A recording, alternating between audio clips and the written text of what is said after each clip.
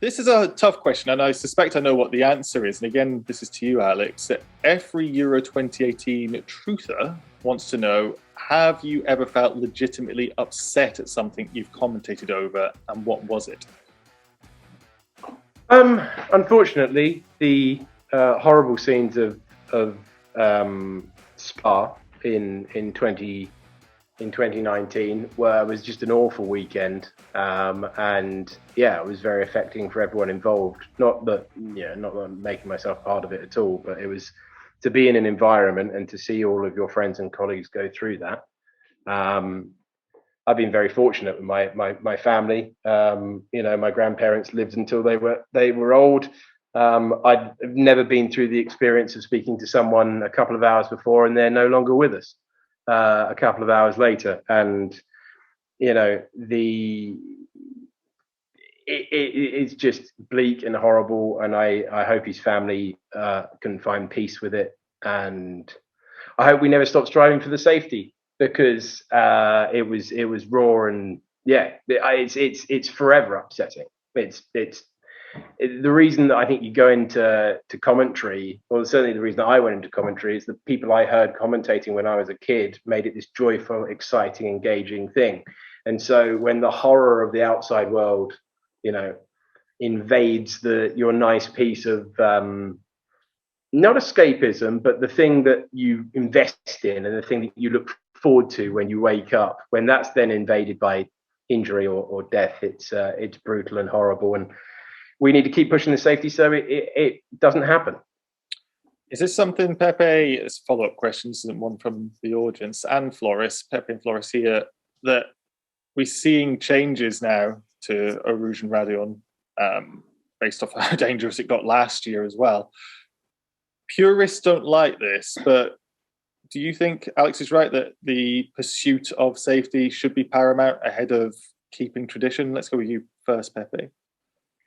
I think going for safety is always the right reason. It's always the right choice. It doesn't matter if the cars are a little bit slower. It doesn't matter if they're a bit heavier. It doesn't matter if safety is always important. I mean, it doesn't matter. It's like the main thing, and obviously it's not for anyone. It's just for us. It's for the drivers. I mean, it's obviously every time there's an improvement for safety. Even if, like, for drivers, we're always complaining, because we're drivers and we're always complaining.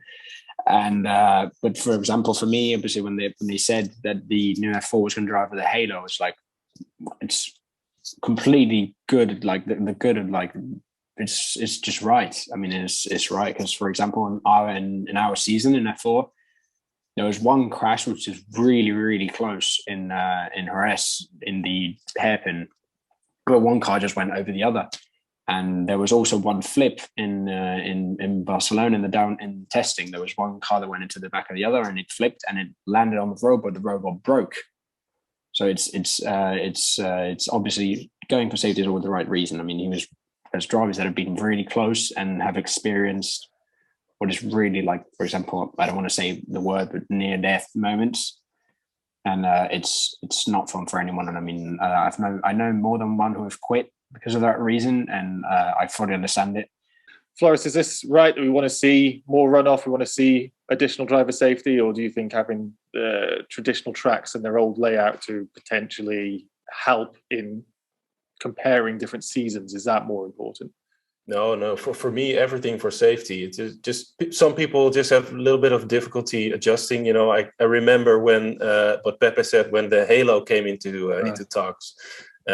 I myself was like, I don't know, it doesn't really look good. And then you had a couple of F1 drivers who were like, no, I'm not going to drive with it. And then the second they're incorporated, everybody's like, this is no problem. It's safer. It actually looks pretty cool. So everything for safety for me. And at Spa, of course, you have to have more runoff, because with the Hubert accident, there were tens of accidents like that, which miraculously went well. Like in F1, I've seen cars like Villeneuve and Sonta after one another, bouncing back on the track, spinning with the 300k an hour. W Series last year as well. Yeah, exactly. So Or Jack Aitken. Jack Aiken was another one, a big crash in GTs. I think if we had to list all of the big accidents there, I mean, I can think of at least 5 that I've commentated on, and I started in 2015.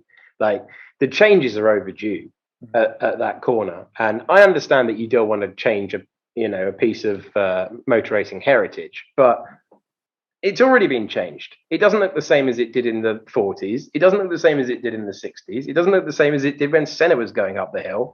And then it's always evolving. Motor racing circuits are always evolving. So I'm glad they've made the changes there, because there's we're not, F1 is not driving at the Nordschleife anymore. That has a reason. Yeah.